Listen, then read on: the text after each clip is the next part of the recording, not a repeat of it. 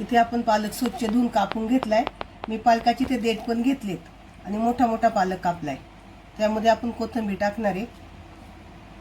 नंतर त्यामध्ये कांदा, इथे एक कांदा मी कापून घेतलाय। नंतर कापलेली हिरवी मिरची, कापलेला लसूण, थोडासा ओवा, जिरं आणि इथं धने आहेत मी बारीक करून घेतलेत। एका धन्याचे 2 भाग केलेत। इथं आपण बडीशेप पावडर टाकणार आहे, हळद आणि चवीनुसार मीठ। इथं बेसन पीठ 1 मोठा चमचा, अर्धा चमचा आपण तांदळाचे पीठ घेतले। आता हे मिक्स करूया। यात पाणी नाही घालायचं, पाणी न घालता मिक्स करायचं। पाहिजे तर नंतर थोडंसं पाणी घाला, पहिल्यांदा असंच मिक्स करा। आपलं मिक्स झाले, थोडं थोडं पाणी टाकून मिक्स करून घेऊ।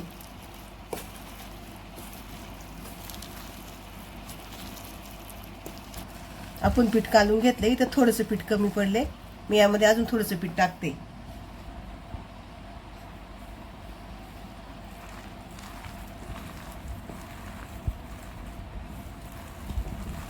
पालक भजीसाठी पीठ तयार झाले। आता आपण भजी तळून घेऊया। तेल तापले, तेलमध्ये आपण भजी टाकून घेऊ।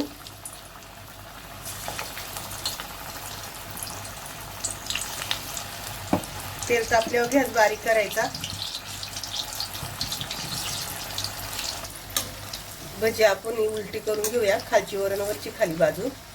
या भजीचं पीठ ना खूप पातळ नाही करायचं, थोडंसं घट्ट ठेवायचं।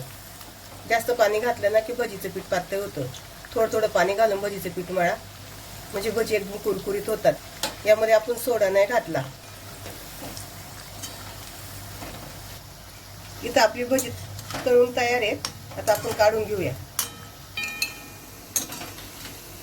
नक्की सुंदर कलर आलेला आहे भजींना। फास्ट गॅसवर नाही तळायची, मिडियम गॅसवर तळायची, म्हणजे छान खरपूस होतात, कुरकुरीत लागतात खाताना।